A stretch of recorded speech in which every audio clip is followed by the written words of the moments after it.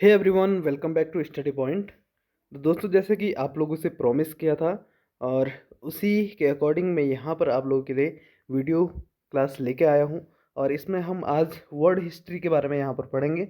और word history में यहाँ पर आपको पूरा पढ़ाऊँगा, जितना पॉइंट टू पॉइंट जहाँ से क्वेश्चन आ सकते हैं और जितने भी क्वेश्चन आ सकते हैं पूरे मैंने यहाँ पर वन लाइनर आप लोगों के लिए बनाया हुआ है।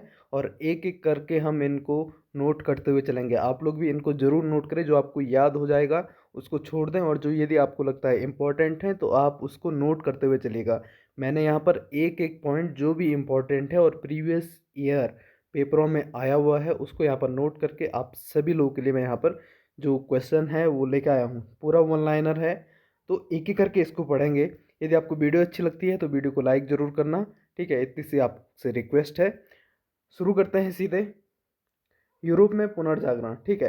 तो यदि क्वेश्चन आपसे पूछा जाता है कि यूरोप में जो पुनर्जागरण है उसकी शुरुआत कहाँ से होती है, तो उसकी शुरुआत होती है इटली से, और इटली के फ्लोरेंस शहर से। तो क्वेश्चन पहले पूछा जा चुका है कि यूरोप में पुनर्जागरण कहाँ से शुरू हुआ था। तो एक बार ऑप्शन में आया था इटली और एक बार आया था फ्लोरेंस शहर। तो दोनों में से जो भी आपके पास आए आपको उसे टिक कर देना है। दूसरा क्वेश्चन यहाँ पर था पुनर्जागरण का जो जनक है। तो अभी हम यूरोप की पुनर्जागरण की बात कर रहे हैं। तो पुनर्जागरण का जो जनक है वो है दांते, और इनकी बुक क्या थी? Divine comedy. और ये क्वेश्चन बहुत बार रिपीट हो चुका है कि डिवाइन कॉमेडी नामक पुस्तक किसकी है, तो ये है दांते की। और ये कौन है? पुनर्जागरण के जनक। नेक्स्ट है ऑटोमन साम्राज्य। इसमें हम ज़्यादा डिटेल में डिस्कस नहीं करेंगे, ठीक है। अगर मैं आपको डिफाइन करने लगूँ कि ऑटोमन साम्राज्य कहाँ पर था और ये किस धर्म से संबंधित थे, इसके बाद इन्होंने जो युद्ध लड़े, उसके बाद वेजेंटाइन, इनके बारे में यदि आपको बताने लगूँ तो ये वीडियो बहुत ज़्यादा लंबा हो जाएगा। तो हम सीधे जो भी पॉइंट टू पॉइंट है, यानी कि जो एग्ज़ाम की दृष्टि से महत्वपूर्ण है उन्हीं को लेकर चलेंगे। नेक्स्ट क्वेश्चन है ऑटोमन साम्राज्य, ठीक है। ये एक मुस्लिम साम्राज्य था और ये कहाँ पर था? तुर्की में था। तुर्की में ये साम्राज्य था, ठीक है। और इनका जो ऑटोमन साम्राज्य था, इनका जो अधिकार था पूरे यूरोप पर था, ठीक है। यूरोप आपको पता है, आपने मैप में देखा होगा, पूरे यूरोप पर ऑटोमन साम्राज्य का अधिकार था। और ये साम्राज्य कहाँ पर था? तुर्की में, ठीक है। और इसके बाद क्या होता है, जब इनका यूरोप पे साम्राज्य स्थापित होता है तो ये किसको हराते हैं? वेजेंटाइन को हराते हैं। और इनकी राजधानी क्या रहती है? कुस्तुनतुनिया, ठीक है। इनकी राजधानी होती है कुस्तुनतुनिया। और इस कुस्तुनतुनिया का जो वर्तमान नाम है दोस्तों, ये है इस्तांबुल, ठीक है। इस्तांबुल इनका वर्तमान नाम है। और जो इनका तब नाम था जब यहाँ पर यूरोप में पुनर्जागरण की क्रांति हुई थी, तो यहाँ पर इनका नाम था कुस्तुनतुनिया। तो ये भी क्वेश्चन पूछा गया है कि कुस्तुनतुनिया का वर्तमान नाम क्या है, तो यह है इस्तांबुल, ठीक है। इसके बाद जो ये वेजेंटाइन वाले थे यहाँ से माइग्रेट होकर के इटली की ओर चले जाते हैं। तो इनका माइग्रेशन होता है, इटली की ओर चले जाते हैं। फिर नए नए विकार विचार इनके दिमागों में आते हैं, नए नए विचारक आते हैं, उसके बाद नए नए ये आविष्कार करते हैं, और यहाँ से यूरोप में पुनर्जागरण की शुरुआत होती है, ठीक है। और ऑटोमन साम्राज्य की यहाँ पर समाप्ति हो जाती है, ठीक। ऑटोमन साम्राज्य की समाप्ति होती है यूरोप में पुनर्जागरण के साथ। नेक्स्ट है यहाँ पर क्वेश्चन कि मोनालिसा तथा द लास्ट सफर पेंटिंग। बहुत बार पूछा गया कि मोनालिसा किसकी पेंटिंग है, और बहुत बार ये क्वेश्चन पूछा गया है द लास्ट सफर नामक पेंटिंग किसकी है। तो लिनियार्डो द विंची इसके पेंटर थे, यानी कि चित्रकार थे। तो क्वेश्चन यदि आ जाए मोनालिसा किसकी पेंटिंग थी, तो लिनियार्डो द विंची। और यदि लास्ट सफर आ जाए तो लिनियार्डो द विंची। और यदि दोनों भी पूछे जाए तो लिनियार्डो द विंची, ठीक है। नेक्स्ट क्वेश्चन यहाँ पर है यूरोपीय साम्राज्यवाद में, यूरोपीय साम्राज्यवाद के विकास में भूमिका। तो ये किसकी थी? औद्योगिक क्रांति, ठीक है। औद्योगिक क्रांति की यहाँ पर भूमिका थी, क्वेश्चन पूछा जा चुका है। यूरोप का बीमार आदमी किसे कहा जाता है, तो ये कहा जाता है तुर्की को, ठीक। इतना आपको याद रखना है। नेक्स्ट है आधुनिक विश्व का प्रथम राजनीतिक चिंतक कौन था। बहुत बार ये क्वेश्चन पूछा जा चुका है और आपको ये जरूर याद रखना है। तो ये थे मैकियावेली। नेक्स्ट क्वेश्चन है मैकियावेली की पुस्तक द प्रिंस, ये पुस्तक भी आपको याद रखना है। And the art of war, दो पुस्तकें हैं, इनमें से जो महत्वपूर्ण पुस्तक है ये है द प्रिंस, ठीक है। तो मैकियावेली की पुस्तक कौन थी? द प्रिंस और द आर्ट ऑफ वार। तो मैकियावेली, मैकियावेली को क्या कहा जाता है? चाणक्य भी कहा जाता है, या भारत में जो चाणक्य थे उनको मैकियावेली भी कहा जाता है, यानी कि भारत के मैकियावेली भी कहा जाता है। तो दोनों को एक दूसरे से यहाँ पर एक दूसरे के नामों से यहाँ पर दोनों को इन नामों की संज्ञा यहाँ पर दी जाती है। नेक्स्ट आगे बढ़ते हैं। आधुनिक राजनीतिक दर्शन का जनक किसे कहा जाता है? तो ये कहा जाता है मैकियावेली को। जहाँ जहाँ पे इंपॉर्टेंट होगा मैं आपको बताते हुए चलूँगा। पुनर्जागरण की भावना की अभिव्यक्ति इटली के 3 कलाकारों की कृतियों से मिली है। एक है लियोनार्डो दा विंची, एक है माइकल एंजेलो और राफेल। तो इन तीनों का नाम भी यहाँ पर पूछा जाता है। तो तीनों का नाम आपको याद रखना है। ये इटली के पुनर्जागरण या पुनर्जागरण से संबंधित ये तीनों चित्रकार थे या कलाकार थे। Leonardo da Vinci, Michael Angelo और राफेल। ठीक है। नेक्स्ट है जो लियोनार्डो विंची हैं, ये क्या थे? तो ये एक चित्रकार भी थे, मूर्तिकार भी थे, इंजीनियर भी थे, वैज्ञानिक भी थे, दार्शनिक भी थे, कवि भी थे और गायक भी थे। तो ऐसा हो सकता है कि लियोनार्डो दा विंची का संबंध है और इनमें से 3 आपको दे देगा और एक कोई अदर ऑप्शन दे देगा, तो कौन सा नहीं है? इस तरीके से आपसे क्वेश्चन पूछा जा सकता है। तो ये चित्रकार, मूर्तिकार, इंजीनियर, वैज्ञानिक, दार्शनिक, कवि और गायक सब थे। ठीक है। द लास्ट जजमेंट और द फॉल ऑफ मैन, ये 2 यहाँ पर पुस्तकें हैं। द लास्ट जजमेंट जो मैक्सिमम बार पूछा गया है, द लास्ट जजमेंट पुस्तक का नाम पूछा गया है कि ये किसकी पुस्तक है। और दूसरी पुस्तक इनकी है द फॉल ऑफ मैन, तो ये है माइकल एंजेलो की। ठीक है, माइकल एंजेलो। और इनका संबंध है इटली के पुनर्जागरण से। नेक्स्ट है जीसस क्राइस्ट की माता मैडोना का चित्र किसका है? तो ये है राफेल का। बहुत बार ये क्वेश्चन पूछा गया है, माता मैडोना का चित्र किसका है? तो ये है राफेल का। नेक्स्ट, पुनर्जागरण के काल में चित्रकला का जनक किसे कहा जाता है? पुनर्जागरण के काल में चित्रकला का जनक कहा जाता है जियोटो को। ठीक है, इतना आपको याद रखना है। नेक्स्ट, पुनर्जागरण काल का सर्वश्रेष्ठ निबंधकार किसे माना जाता है? तो ये माना जाता है फ्रांसिस बेकन को। और ये कहाँ से संबंधित थे? इंग्लैंड से संबंधित थे। नेक्स्ट है जर्मन भाषा में बाइबल का अनुवाद किसने किया था? तो ये किया था मार्टिन लूथर ने। तो आपने बहुत बार सुना होगा मार्टिन लूथर किंग, तो ये वही मार्टिन लूथर थे। जर्मन भाषा में बाइबल का इन्होंने अनुवाद किया था। नेक्स्ट है रोमियो और जूलियट। आपने बहुत बार सुना होगा रोमियो और जूलियट। अमर कृति किसकी है? तो ये है शेक्सपियर की। ठीक है, रोमियो और जूलियट अमर कृति किसकी है? शेक्सपियर की। नेक्स्ट क्वेश्चन है पृथ्वी सौरमंडल का केंद्र है, तो ये किसने कहा था? कोपरनिकस का। और इनका संबंध भी इसी से है। नेक्स्ट, ग्रह सूर्य के चारों ओर चक्कर लगाते हैं, ये सिद्धांत किसने दिया था? तो ये दिया था केपलर ने। तो ये आपको याद रखना है। आप ज्योग्राफी में इसे याद रखते हैं, यहाँ पे भी आप इसे याद रख लो। नेक्स्ट है धर्म सुधार आंदोलन, जो कि इंग्लैंड से शुरू हुआ था 16वीं सदी में। ठीक है, इसकी शुरुआत किसने की थी? तो इसकी शुरुआत की थी मार्टिन लूथर ने। आगे बढ़ते हैं। अब ब्रिटेन के राजवंश की हम बात कर रहे हैं और यहाँ पर हम सिर्फ उन्हीं राजवंश को पढ़ेंगे जो आपके सिलेबस में है। ठीक है, आपके सिलेबस में सीधे दिया है हेनरी अष्टम, और इनका जो कार्यकाल था ये था 1509 से 1547, यानी कि कुल 38 साल इन्होंने यहाँ पर राज किया। तो ये किस राजघराने से थे? ट्यूडर राजघराने से। जहाँ पर इंपॉर्टेंट होगा मैं आपको बताते हुए चलूँगा। ठीक है, इनकी जो नीतियाँ थी वो थी विदेशी राज्यों के मामले में हस्तक्षेप की नीति। ठीक है, ज़्यादा डिटेल में नहीं बताऊंगा, बहुत लंबी कहानी है इसके पीछे। नेक्स्ट है चर्च ऑफ इंग्लैंड की स्थापना किसने की थी? ये क्वेश्चन पूछा जा चुका है। चर्च ऑफ इंग्लैंड की स्थापना सर्वप्रथम किसने की थी? तो ये की थी हेनरी अष्टम ने। और कब की थी? 1534 में। ठीक है, और 1534 में ही ये चर्च ऑफ इंग्लैंड के सर्वोच्च भी घोषित हुए थे। और इसके आगे बहुत बड़ी कहानी है। ठीक है, प्रेम प्रसंग से संबंधित भी ये मामला है, तो इसको अभी छोड़ देते हैं। अभी आपके एग्जाम से रिलेटेड पॉइंट टू पॉइंट हम चलते हैं। नेक्स्ट है 1532 में रोम चर्च से संबंध तोड़ा। तो ये किसने तोड़ा? हेनरी अष्टम ने। होता ये है कि इनका किसी के साथ प्रेम प्रसंग चल रहा होता है, इनकी पहले भी शादी हुई रहती है, तो वहाँ पर दूसरी शादी मंजूर नहीं होती है, क्योंकि जो चर्च ऑफ रोम चर्च था, ठीक है, तो यहाँ पर दूसरी शादी के लिए मान्यता नहीं दी जाती थी। इसलिए हेनरी अष्टम क्या करता है कि जो रोम चर्च है इससे अपने संबंध तोड़ करके चर्च ऑफ इंग्लैंड की स्थापना करता है और इसका प्रमुख खुद बन जाता है, यानी कि इसका सर्वोच्च खुद बन जाता है। तो सारे नियम कानून ये बना लेता है और अपने आप खुद शादी कर लेता है। नेक्स्ट है संसद की बैठक बुलाने की शुरुआत। तो ये कब से हुई थी? 1528 से 36 में, और इसे ही कहा जाता है दीर्घ संसद। तो क्वेश्चन पूछा जाएगा कि यदि दीर्घ संसद का संबंध किससे है? तो ये है ब्रिटेन की क्रांति से। ठीक है, next, pastime with good company. Pastime with good company, ठीक है, किसकी है? द किजेस बैले की। और ये एक संगीतमय रचना है। सिर्फ यहाँ से ये पूछा जाएगा ये कैसी रचना है, तो ये एक संगीतमय रचना है। ठीक है, स्पर्श का युद्ध कब हुआ था? 1513 में, और इंग्लैंड और फ्रांस के बीच में ये युद्ध हुआ था। ठीक है, स्पर्श का युद्ध 1513 में इंग्लैंड और फ्रांस के बीच में।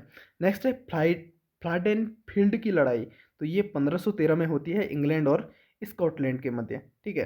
नेक्स्ट है मठों को भंग करने हेतु जाना जाता है, तो ये जाना जाता है हेनरी अष्टम को। मठों को भंग करने के लिए हेनरी अष्टम को जाना जाता है। इसने सारे मठों को भंग कर दिया और पूरा जो पावर थी वो अपने हाथों में ले ली। ठीक है। नेक्स्ट है छह पत्नियां, मतलब यदि क्वेश्चन पूछा जाए कि छह पत्नियों के लिए किसे जाना जाता है यूरोप के इतिहास में, तो ये जाना जाता है हेनरी अष्टम को। ठीक है। अब नेक्स्ट यहाँ पर पॉइंट है, पोप द्वारा धर्मरक्षक की उपाधि हेनरी अष्टम को दी गई है। अभी हम ये सब चीज़ें हेनरी अष्टम के बारे में पढ़ रहे हैं। नेक्स्ट है शक्ति संतुलन का सिद्धांत किसने प्रारंभ किया, तो ये क्या था, हेनरी अष्टम ने। ठीक है, हेनरी अष्टम ने। नेक्स्ट, बाइबल का अंग्रेजी अनुवाद किसने करवाया था, तो ये करवाया था हेनरी अष्टम के काल में। ठीक है। और जो एलिजाबेथ प्रथम है, ठीक है, तो ये ट्यूडर राजवंश से संबंधित थी। ये इंपॉर्टेंट उतना नहीं है। और जो एलिजाबेथ प्रथम होती है वो हेनरी अष्टम और एल बोलन की पुत्री होती है। ठीक है। हेनरी अष्टम और एल बोलन शादी कर लेते हैं और इसके बाद इनकी पुत्री होती है। हेनरी अष्टम की बहुत सारी शादियां थी, इसके बारे में डिटेल में नहीं पढ़ेंगे हम। नेक्स्ट, आगे बढ़ते हैं।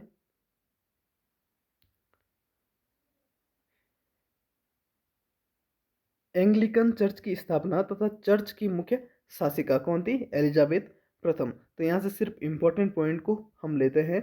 ठीक है। स्पेनी आर्माडा की लड़ाई कब हुई थी, 1558 में हुई थी, स्पेन और इंग्लैंड के मध्य। ठीक है। वेलिंगटन षड्यंत्र एलिजाबेथ की हत्या करने हेतु हुआ था। अब यहाँ पर स्टार मैंने इसे कर रखा है, ये इंपॉर्टेंट है आपके लिए। ईस्ट इंडिया कंपनी की स्थापना बहुत बार पूछा गया और आप सभी लोगों को पता होगा, 1600 ईस्वी में। नेक्स्ट, साहित्य का स्वर्ण काल किसे कहा जाता है, तो साहित्य का स्वर्ण काल भी इसे कहा जाता है दोस्तों। ठीक है। तो यहाँ पर शेक्सपियर हुए हैं, हुकर हुए हैं, बेकन हुए हैं, फ्रांसिस और बहुत सारे यहाँ पर हुए हैं। ठीक है। और यहाँ पर जो नाटककार थे ये थे स्पेंसर और डेनियल। ठीक। अब ट्यूडर राजवंश का जो स्वर्ण काल कहा जाता है, ट्यूडर राजवंश जिससे संबंधित थी एलिजाबेथ एलिजाबेथ प्रथम। ठीक है। ट्यूडर राजवंश का स्वर्ण काल कहा जाता है जेम्स टू को, और इनका कार्यकाल था 1685 से 1688, और ये कैथोलिक धर्म के समर्थक थे। ठीक। आगे बढ़ता है, 1688 में भागकर फ्रांस में इन्होंने शरण ली, किसने, हेनरी अष्टम ने। ठीक है। हेनरी अष्टम फ्रांस में यहाँ पर शरण ले लेते हैं, बहुत सारे उल्टे उल्टे काम ही कराते हैं जिससे ये भाग करके फ्रांस में शरण ले लेते हैं। नेक्स्ट यहाँ पर है इंग्लैंड की गौरवपूर्ण क्रांति, इसी को कहा जाता है रक्तहीन क्रांति और इसी को कहा जाता है वैभवपूर्ण क्रांति, और ये होती है 1688 में। बहुत बार पूछा गया क्वेश्चन कि इंग्लैंड की गौरवपूर्ण क्रांति कब हुई थी, तो 1688 में हुई थी। या रक्तहीन क्रांति किसे कहा जाता है या वैभवपूर्ण क्रांति किसे कहा जाता है, तो ये कहा जाता है इंग्लैंड की गौरवपूर्ण क्रांति। या क्वेश्चन इस तरीके से भी पूछा जाता है कि गौरवपूर्ण क्रांति का संबंध किससे है, तो ये इंग्लैंड से है। ठीक है। अब ये क्या थे, एक निरंकुश शासक थे और दैवी सिद्धांत चलाने वाले थे। और दैवी सिद्धांत में क्या होता है, राजा की आज्ञा ही सर्वोच्च होती है, यानी कि राजा ने जो ऑर्डर कर लिया वो सर्वोच्च होता है। अब आपके सिलेबस में सीधे है महारानी विक्टोरिया। अब इनके बारे में पढ़ते हैं। ब्रिटेन में औद्योगिक, राजनीतिक तथा सैन्य क्षेत्र में नई ऊंचाइयां इनके काल में मिलती हैं। ठीक है। नेक्स्ट है, वैज्ञानिक क्षेत्र में इनके कार्यकाल में उन्नति होती है और इस काल को कहा जाता है विक्टोरियन काल। ठीक है। विक्टोरिया क्रॉस की शुरुआत भी इनके काल में होती है, यानी कि 1856 में। 1837 से 1901 तक इनका कार्यकाल रहता है, यानी कि यहाँ पर महारानी रहती है।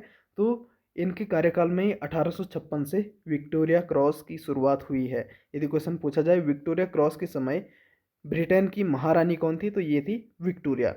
और ये कब से मिलना शुरू हुआ, 1856 से मिलना शुरू हुआ। और तब क्या काम घटना यहाँ पर हुई थी, तो यहाँ पर क्रीमिया का युद्ध हुआ था, जिसके बाद ये विक्टोरिया क्रॉस दिया जाना शुरू हुआ। यानी कि जो भी सैनिक थे, जो अच्छा कार्य करते थे सेना में, उनको विक्टोरिया क्रॉस दिया जाता है। यानी कि युद्ध के क्षेत्र में जो अच्छा कार्य करते थे सेना वाले, तो उनको विक्टोरिया क्रॉस यहाँ से दिया जाना शुरू हुआ है। और उत्तराखंड भी के भी ऐसे लोग हैं, दो लोग जिनको विक्टोरिया क्रॉस दिया गया, उनका नाम आपको याद होगा। यूरोप की दादी उपनाम से भी महारानी विक्टोरिया को जाना जाता है, ये भी आपको याद रखना है। क्वेश्चन पूछा गया है कि यूरोप की दादी किसे कहा जाता है, तो ये कहा जाता है महारानी विक्टोरिया को। नेक्स्ट है, ईस्ट इंडिया कंपनी का शासन छीनकर ब्रिटिश राजसत्ता को किसके शासनकाल में दिया गया, तो ये महारानी विक्टोरिया के काल में दिया गया है।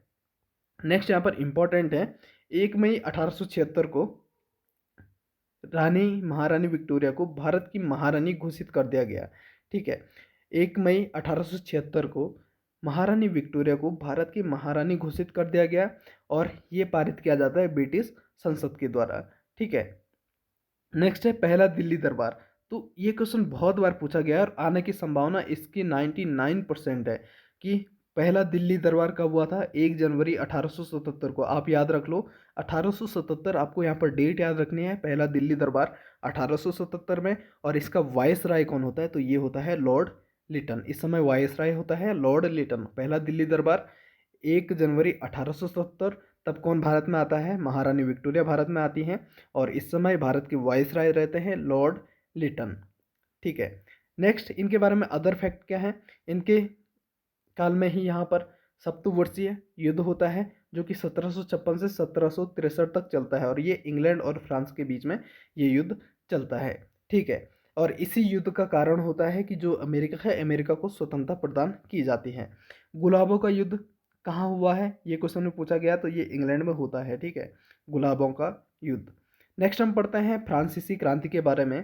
तो फ्रांसीसी क्रांति के बारे में एक बार देख लेते हैं कि जो फ्रांसीसी क्रांति है, फ्रांसीसी क्रांति समानता, स्वतंत्रता व बंधुत्व का नारा के लिए जाना जाता है। यदि आपसे क्वेश्चन पूछा जाए समानता, स्वतंत्रता या बंधुत्व का नारा किस क्रांति से आया है, तो यह है फ्रांस की क्रांति से।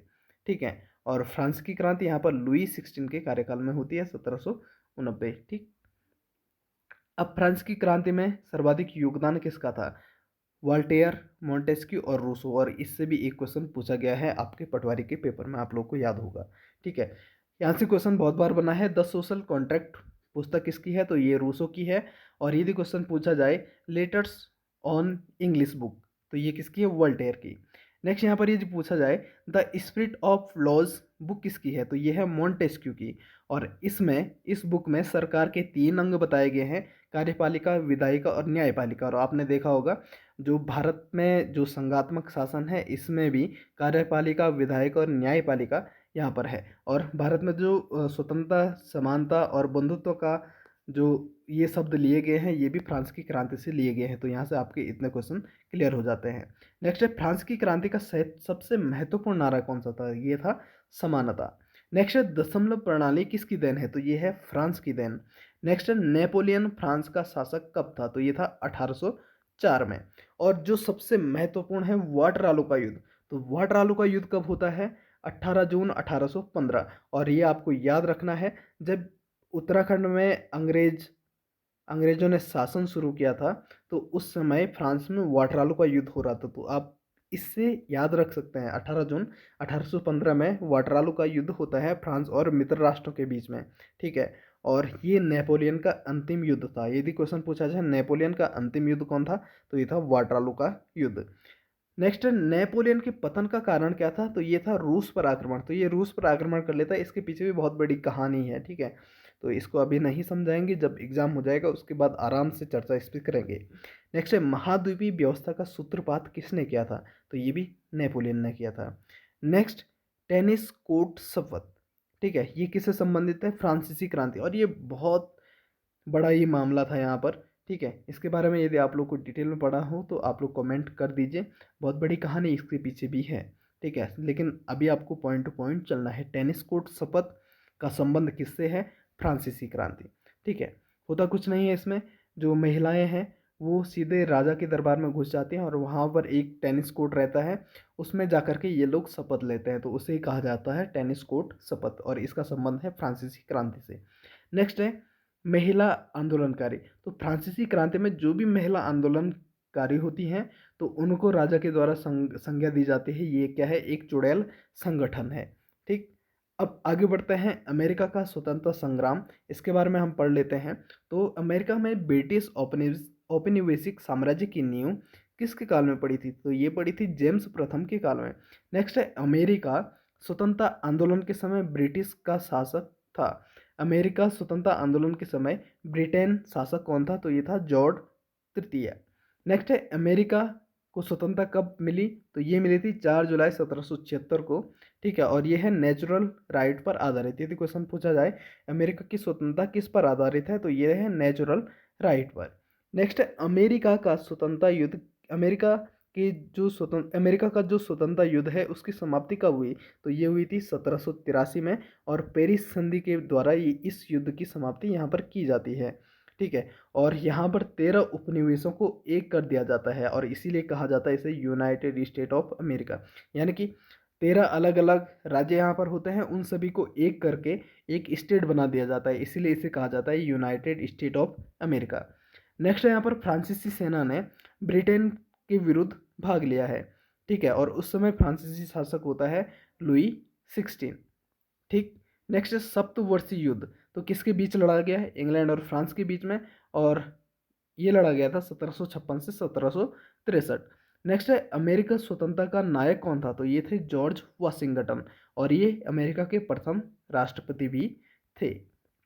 नेक्स्ट, ये क्वेश्चन आपके पुलिस कांस्टेबल में पूछा गया था, बोस्टन चाय पार्टी का संबंध किससे है? तो ये अमेरिका की क्रांति से है, और ये कब हुआ? 16 दिसंबर 1773 में। ठीक है। नेक्स्ट, अमेरिकी स्वतंत्रता आंदोलन का कारण क्या था? तो ये था बोस्टन टी पार्टी, और इस घटना के नायक कौन थे? तो ये थे सैमुअल एडम। ठीक है। नेक्स्ट है फिलाडेल्फिया सम्मेलन का संबंध किससे है? तो ये है अमेरिकी क्रांति से। नेक्स्ट यहाँ पर है प्रजातंत्र की सर्वप्रथम स्थापना कहाँ होती है? तो प्रजातंत्र की सर्वप्रथम स्थापना अमेरिका में होती है। नेक्स्ट, सर्वप्रथम लिखित संविधान किसका बना था? तो ये बना था यूएसए का, और ये कब बना था? 1789 में। ठीक है, और इसी संविधान में पहली बार महिलाओं को संपत्ति का अधिकार भी दिया गया है, तो यहाँ से भी क्वेश्चन पूछा जाता है। नेक्स्ट, मनुष्यों की समानता तथा मौलिक अधिकारों की घोषणा सर्वप्रथम कहाँ हुई? तो ये हुई है यूएसए में। आगे बढ़ते हैं। यूएसए में दासों के आयात को अवैध कब घोषित किया गया? तो 1808 में इसे अवैध घोषित किया गया है।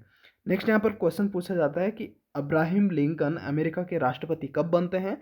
तो ये बनते हैं 1860 में। नेक्स्ट है अमेरिका में गृह युद्ध। तो ये होता है 1861 से 1865 तक, यानी कि 4 सालों तक ये युद्ध चला। नेक्स्ट यहाँ पर है अमेरिका में दास प्रथा का अंत कब होता है? तो ये होता है 1863 में, और किसके द्वारा किया जाता है? अब्राहम लिंकन के द्वारा, क्योंकि तब अब्राहम लिंकन राष्ट्रपति होते हैं। ठीक है, और लोकतंत्र का सिद्धांत किसके द्वारा दिया गया? तो ये दिया गया है अब्राहम लिंकन के द्वारा। नेक्स्ट हम पढ़ते हैं अब्राहम लिंकन की हत्या किसके द्वारा की गई? तो ये की गई थी जॉन विल्किस ब्रूस, और 1865 में इनकी हत्या की जाती है। आगे बढ़ते हैं रूस की क्रांति पे। तो रूस की क्रांति दोस्तों 1917 में होती है। इनकी डेटा भी पूछी जाती है, आप लोग याद रख लें। तो रूस की क्रांति को ही वोल्शेविक क्रांति भी कहा जाता है। बहुत बार क्वेश्चन पूछा गया है, वोल्शेविक क्रांति किस क्रांति का अन्य नाम था? तो ये था रूस की क्रांति का, और कब हुई? 1917 में। ठीक है, यहाँ से क्वेश्चन पूछे जाते हैं कि दास कैपिटल और कम्युनिस्ट मैनिफेस्टो किसकी बुक है? तो ये है कार्ल मार्क्स की, और ये कहाँ के थे? तो ये थे जर्मनी के। नेक्स्ट है दुनिया के मजदूरों एक हो जाओ नारा किससे संबंधित है? तो ये है रूस की क्रांति से संबंधित या वोल्शेविक क्रांति से संबंधित, और ये नारा किसने दिया था? कार्ल मार्क्स ने। ठीक है। नेक्स्ट है रूस में राजा को क्या कहा जाता है? तो ये कहा जाता है जार। यहाँ पर राजा को कहा जाता है, रूस में राजा को कहा जाता है जार। ठीक है। नेक्स्ट, जारशाही व्यवस्था, यानी कि जार राजा को कहा जाता है, तो राजशाही व्यवस्था को यहाँ पर जारशाही व्यवस्था की संज्ञा दी गई है। तो जारशाही व्यवस्था की समाप्ति कब हुई? 1917 में, रूस की क्रांति के द्वारा। नेक्स्ट आगे बढ़ते हैं, रूस की क्रांति का कारण क्या था? तो रूस का जो प्रथम विश्व युद्ध जब होता है 1914 से 18 तक, उसमें रूस की हार हो जाती है, तो रूस की क्रांति का कारण वही था। आगे बढ़ते हैं, वोल्शेविक क्रांति का नेता, तो ये कौन था? लेनिन। ठीक है, वोल्शेविक क्रांति का नेता कौन था? लेनिन। नेक्स्ट है आधुनिक रूस का निर्माता किसे कहा जाता है? बहुत बार क्वेश्चन पूछा गया है, तो ये कहा जाता है स्टालिन को। नेक्स्ट है युद्ध का अंत करो नारा किसने दिया था? तो ये दिया था लेनिन ने, और इसका संबंध किससे है? वोल्शेविक या रूस की क्रांति से। तो इस वीडियो में आपका लगभग पूरा जो वर्ड हिस्ट्री है इसको हमने कंप्लीट किया वन लाइनर के फॉर्म में। तो आप लोग जरूर इस वीडियो को शुरू से लेकर अंत तक देखें, और जो भी आपको इंपॉर्टेंट लगा या जो भी मैंने आपको बताया इंपॉर्टेंट है, यदि आप उसे नोट कर सकते तो नोट कर ले, याद कर सकते तो याद कर लो। मिलते हैं नेक्स्ट वीडियो में। See you soon, good luck, bye bye.